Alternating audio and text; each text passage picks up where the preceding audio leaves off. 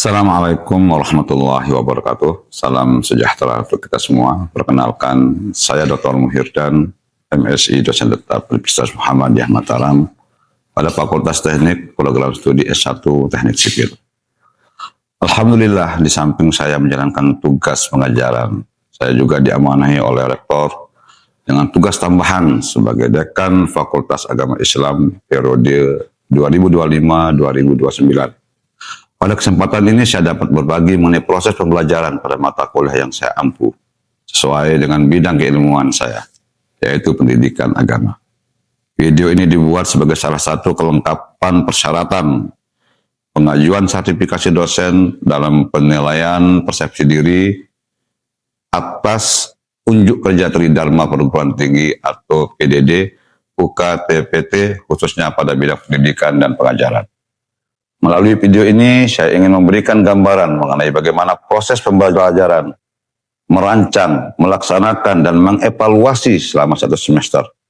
Sehingga pembelajaran tidak hanya berorientasi pada penyampaian materi, akan tetapi juga pada pencapaian kompetensi mahasiswa secara utuh.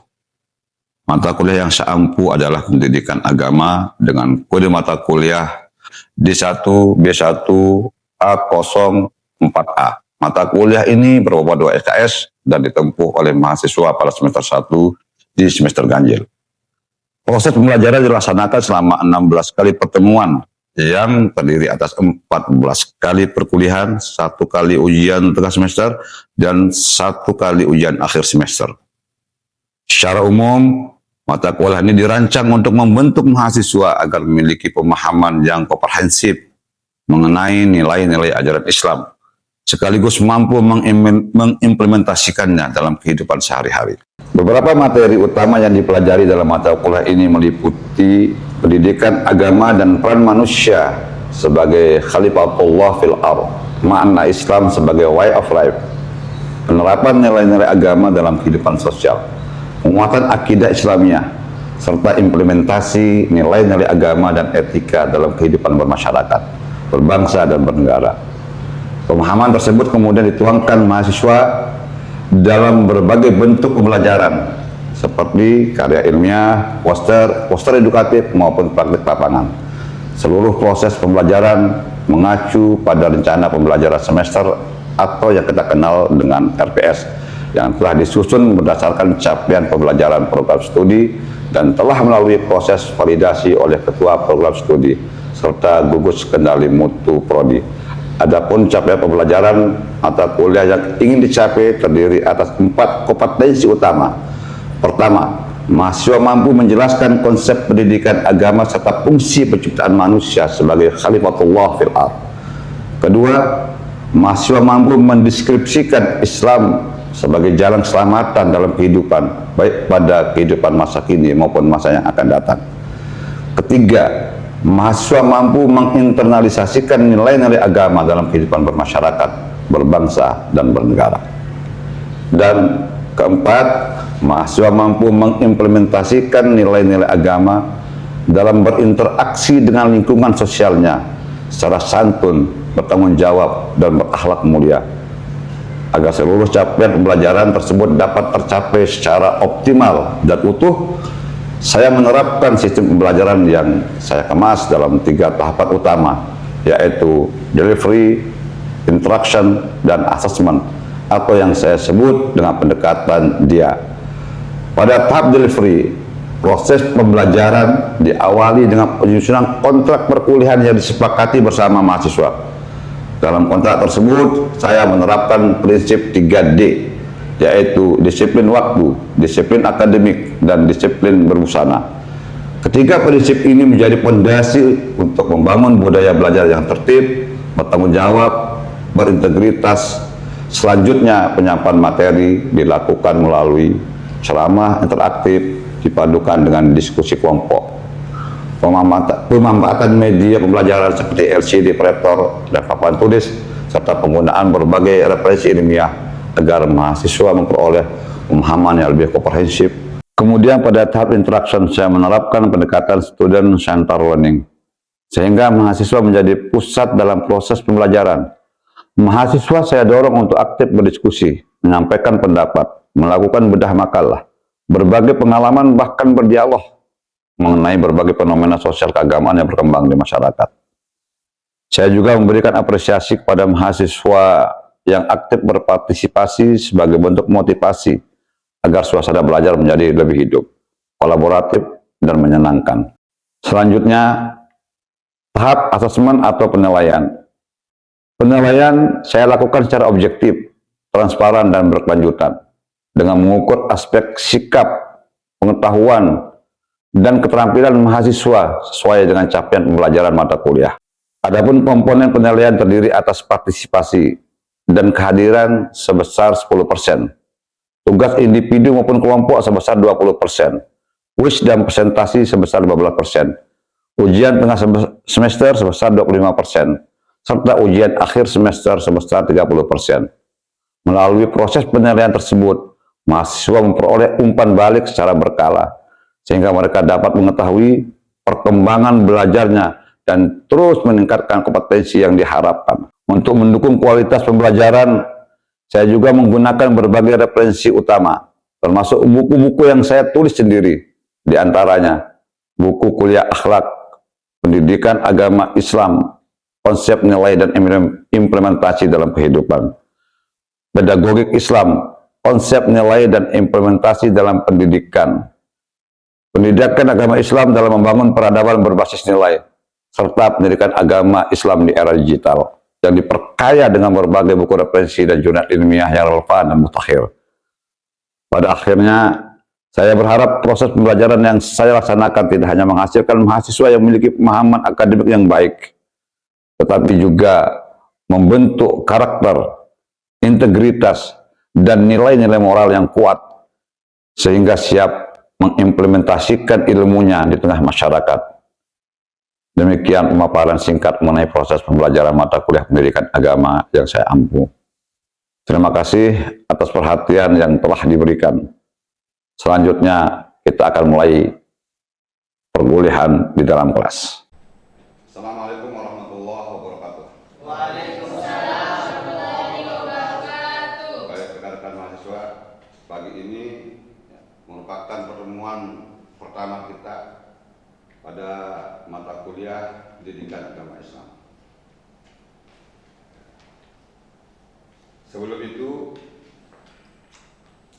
Bapak akan buat kontrak perkuliahan dengan kalian. Kontrak yang akan saya buat itu 3D. Pertama, disiplin waktu. Kedua, disiplin akademik. Yang ketiga, disiplin busana.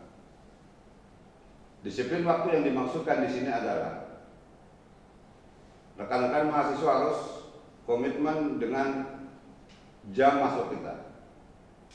Perkuliahan jam 8 pagi, maka teman-teman harus on time jam 8 kurang 5 menit. Hal ini dimaksudkan agar kalian tidak tertinggal di dalam materi-materi perkuliahan yang Bapak akan sampaikan. Kemudian yang kedua adalah disiplin akademik. Ketika Bapak memberikan kalian tugas-tugas makalah nantinya, maka tiap kutipan yang kalian lakukan itu harus mengambil dari kutipan-kutipan yang otoritatif, sehingga kita jauh dari plagiasi. Kemudian yang terakhir adalah disiplin busana. Hal ini dimaksudkan agar dalam perkuliahan kita nyaman, kita santai, ya, tidak ada busana-busana yang bisa mengganggu kita. Apakah kita sepakat dengan kontrak perkuliahan ini? Sepakat tidak? Sepakat. Baik. Kemudian yang kedua, untuk absensi, kalian bisa mengunduh di aplikasi Silab Fakultas Teknik. Nah, kalian bisa mengunduh di aplikasi Silab Fakultas Teknik. Baik, Bapak akan mulai materi perkuliahan pada pagi hari ini dengan hakikat dan urgensi pendidikan agama Islam. Kata pendidikan dan agama itu ada dua kosakata yang berbeda. Pendidikan agama. Ya, pendidikan dan agama. Pertanyaan saya, apa yang Anda pahami dengan kata pendidikan itu?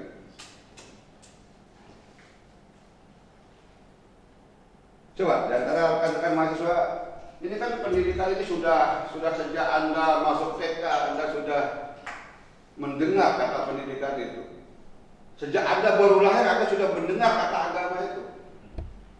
Sekarang apa yang rekan-rekan mahasiswa pikirkan atau bisa jelaskan kepada saya tentang arti daripada pendidikan itu? Coba sekarang, salah satu dari antara kawan-kawan mahasiswa. Saya tidak akan melanjutkan ke materi berikutnya ketika Anda tidak ada satupun yang berbicara atau menanggapi pernyataan saya. Silakan Anda.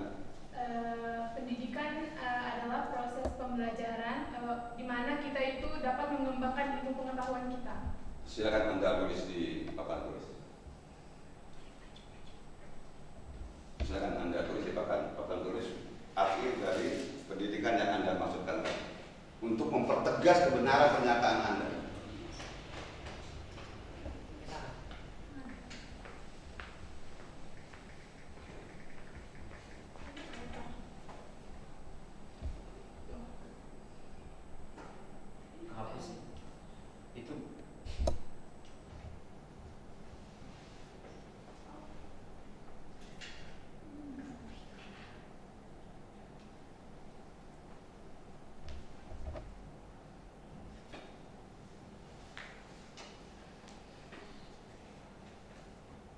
Pendidikan adalah proses pembelajaran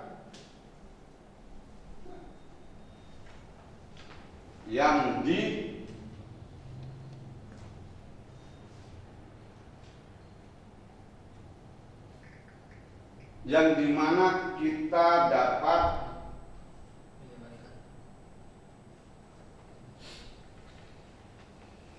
mengembangkan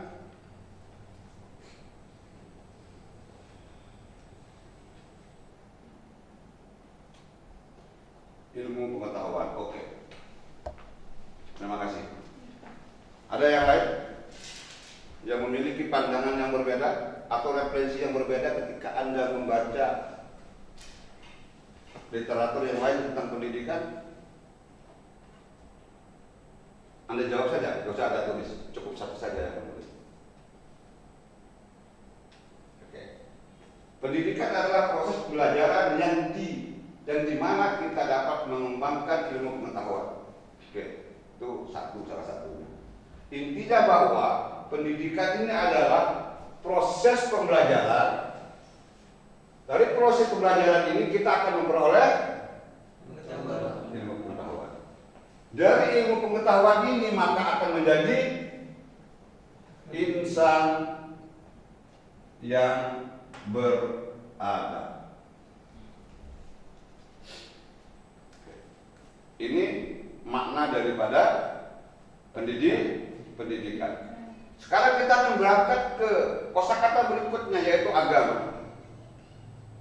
Apa yang saudara pahami tentang agama? Silakan. Agama adalah suatu kepercayaan atau keyakinan yang berpegang teguh pada pemahaman. Agama adalah satu kepercayaan atau keyakinan yang Berpegang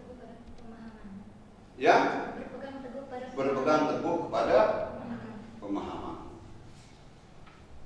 Baik. Pertanyaan saya berikutnya, bila manakah agama itu dikatakan sebagai agama? Kapankah agama itu kita bisa nyatakan dia sebagai agama?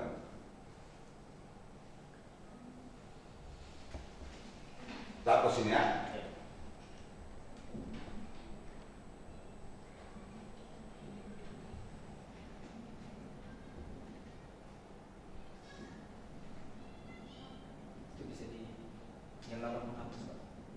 Coba Anda hapuskan Bapak. Kamu yang lebih ahli dari di bidang IT-nya. Silakan.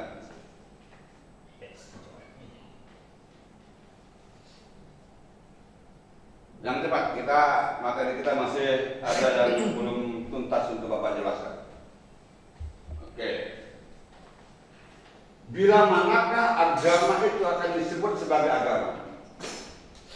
Apabila ia memiliki kitab suci. Agama. Apa tadi? Apabila ia memiliki kitab suci. Ada kitab suci. Adanya pengaruh. Ada penganut. Meyakini adanya Tuhan. Meyakini adanya Tuhan. Oke.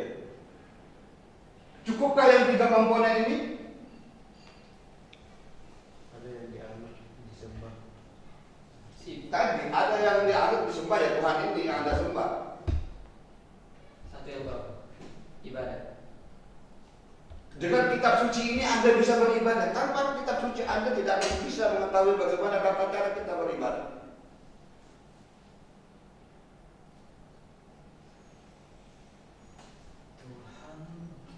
Ada Tuhan. Siapakah yang menyampaikan risalah Tuhan ini menuju kitab suci ini?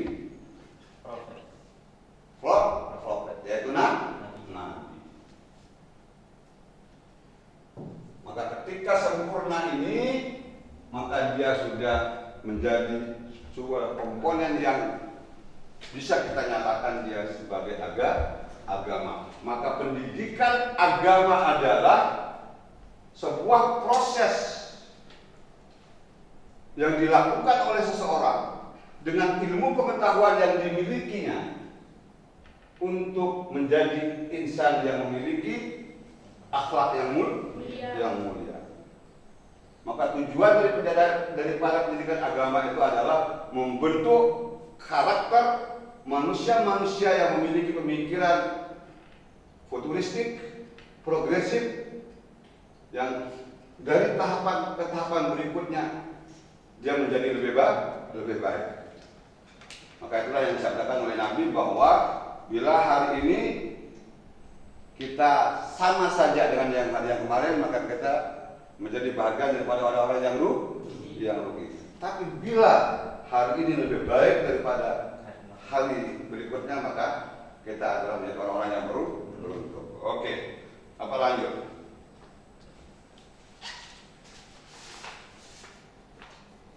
Ini warnanya apa? Putih. Ini warnanya apa? Putih. Yang keras toh? Putih. Berikan Bapak keyakinan kalau ini warnanya putih. Ini warnanya apa? Putih. Ini warnanya?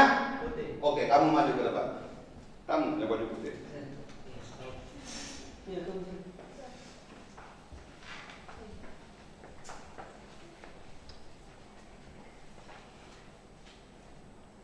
Samakah putih baju ini dengan putih kertas ini? Beda. Apa warna putih? Ini warnanya apa baju ini? Putih kasar. Putih, tapi Sedikit tidak terlalu terang. sama saja. Putih kasar ini putih halus. Yang ini warnanya? Putih. Putih, tapi Yang ini warnanya? putih. Ada 2 putih ini. Sama pendidikan. Coba Anda lihat baik-baik. Ini warnanya? Putih. Ini warnanya? Putih. Tapi tadi ada kata tapi. Maka ketika kebenaran itu diperbandingkan, baru kita akan menganalisis sebuah kebenaran itu. Oke. Ini putih, ini putih. Sekarang silakan Anda definisikan putih yang di baju ini dengan putih yang di kertas ini. Kalau di kertas tidak ada warna campurannya. Kalau yang di kertas tidak ada warna campurannya. Kalau yang di baju Ada. campurannya. Tapi ketika Bapak tanya yang pertama tadi Anda mulai putih, kertas putih, baju putih. Maka ketika ada perbandingan baru kita mengetahui putih yang manakah di antara 2 putih ini. Itulah hakikat kebenaran sesungguhnya. Itulah hakikat kebenaran yang sesungguhnya. Oke. Sekarang kita mau lihat hakikat dari kebenaran yang akan menghantar kita menuju fungsi kita sebagai khalifatullah. Ya. Kita akan coba melihat hakikat kebenaran yang mana tujuan daripada penciptaan kita ini adalah sebagai khalifatullah fil ardh. Oke, sekarang kita lihat. Tadi Bapak katakan sekarang 2 kali 2 sama dengan 4. Benar kan? Benar kan? Benar. Yang keras, benar kan? Benar tak? Benar. Mengapa Anda katakan benar? Karena telah diajarkan seperti itu, Pak. Telah diajarkan 2 kali 2 sama dengan 4. Karena sudah diajarkan 2 kali 2 sama dengan 4. Mengapa Anda diajarkan seperti itu? Panjang. Berikan Bapak jawaban yang panjang itu. 2 kali 2 sama dengan 4. Pertanyaannya Bapak, kenapa 2 kali 2 sama dengan 4? Anda? Karena memang hasilnya beda. Hasilnya 4. Karena hasilnya 4. Bapak lanjut lagi pertanyaannya, mengapa hasilnya 4? Karena 2 dikali 2. Kenapa 2 kali 2 hasilnya 4? Karena telah disepakati bersama bahwa hasilnya 4. Siapa yang menyepakati itu? Para ilmuwan. Para ilmuwan. Atas dasar apa dia menyepakati itu? Anda sudah mengejar kebenarannya. Dalam Bertrand Russell dalam bukunya lebih formal salah apa dalam bukunya yang judul matematika apa sih namanya? Karena Panjang hasil- lebar menjelaskan. Tidak usah panjang, cukup yang pendek saja Anda jelaskan. Karena ini adalah rumus matematika. Iya. Ini rumus matematika. Mengapa hasilnya 4? Karena ini rumus. Maka kebenaran seperti ini dikatakan dengan kebenaran empiris, yaitu kebenaran yang dilakukan hipotesa, dan terus hipotesa sehingga mencapai kebenaran itu. Itu yang dinamakan dengan kebenaran empiris. Oke. Kemudian yang berikutnya, ya, Nabi Ibrahim itu dibakar. Terbakar tidak? Tidak. Terbakar tidak? Tidak. Tidak. Percaya Anda tidak? Saya. Mengapa Anda percaya? Karena firman Allah. Karena ada direkam di dalam firman Tuhan. Itu dinamakan dengan kebenaran wahyu.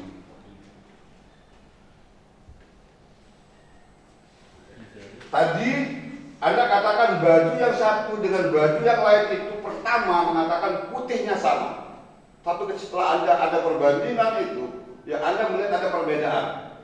Dan masing-masing kalian memiliki tafsiran yang berbeda tentang warna putih tadi. Maka kebenaran seperti itu disamakan dengan kebenaran filosofis. Oh. Filosofis. Oke, baik. Sekarang kita coba akan membentuk sedikit lingkaran kelompok, ya, untuk Anda bahas tentang hakikat penciptaan manusia sebagai khalifatullah fil ardh. Coba Anda buat lingkaran. Anda buat lingkaran. Oke, Anda diskusikan. Ayo, coba dibuat lingkarannya, dibuat lingkaran. Anda buat lingkaran. Dua sekarang. Ya, 3 ya. Satu orang ada yang 2 dan 3. Boleh? Anda diskusikan. Ya. Anda diskusikan tentang mengapa Tuhan mempercayakan manusia sebagai khalifatullah fil ardh. Anda diskusikan itu.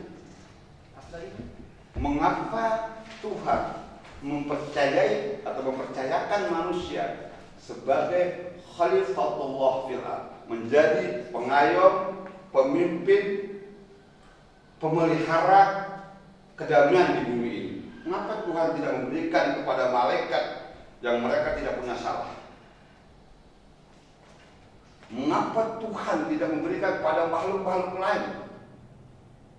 Mengapa dia mempercayai kepada manusia? Bapak kasih waktu, ya, 10 menit untuk mendiskusikan itu. Setelah itu nanti kita akan bedah bersama. Oke, silakan.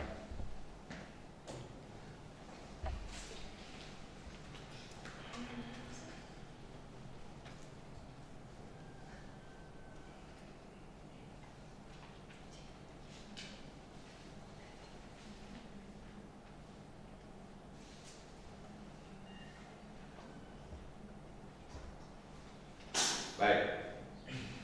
Terima kasih teman-teman. Ya, sudah selesai ya diskusinya.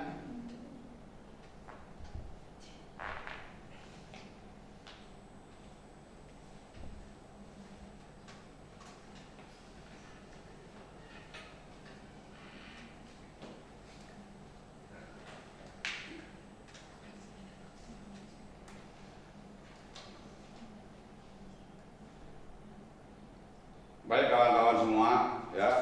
Dari hasil apa? Kira-kira kesimpulan dari hasil diskusi Anda. Cukup ada satu kata saja. Apa simpulannya? Yang itu Cukup satu kata saja. Free will. Free will. Free will. Anda satu kata saja. Cukup satu kata saja. Sebut saja apa? Kata yang Anda mau katakan. karena manusia pimpin Karena manusia memimpin, jadi pemimpin. menjadi pemimpin. Oke, Anda. Karena apa yang dimiliki manusia itu tidak ada di makhluk lain. Tidak ada yang Di makhluk lain. di makhluk lain. Anda Mengelola. mengelola.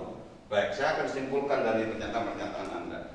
Ya, dengan satu redaksi Quran surat Al-Baqarah ayat 30. Dan ingatlah ketika Tuhanmu berfirman pada malaikat, wa idz qala rabbuka lil malaikati inni ja'ilun fil ardi khalifah ataj'alu fiha man yufsidu fiha wa yasfiku ad-dima nahnu nusabbihu bihamdika wa nuqaddisu lak. Bayangkan, itu ada protes dari malaikat itu. Nahnu nusabbih bihamdik. Nahnu, kami nusabbih, bertasbih, bihamdik, memujimu Tuhan. Mengapa enggak percaya saja sama saya ini? Ya. Allah kemudian mempipu keraguan-keraguan malaikat itu dengan mengatakan, ini a'lamu ma la ta'lamu. Saya lebih memahami produk yang saya akan buat ini. Oke, untuk pertemuan berikutnya Bapak akhiri ya pertemuan kita pada pagi hari ini. Ya. Silakan Anda membaca referensi-referensi ya untuk kemudian pada pertemuan berikutnya kita akan diskusikan lagi tema-tema di dalam LS yang sudah Bapak berikan kepada kalian. Terima kasih ya, sehat selalu, sampai ketemu pada pertemuan minggu berikutnya. Wabillahi taufiq wal hidayah. Assalamualaikum warahmatullahi wabarakatuh. Waalaikumsalam.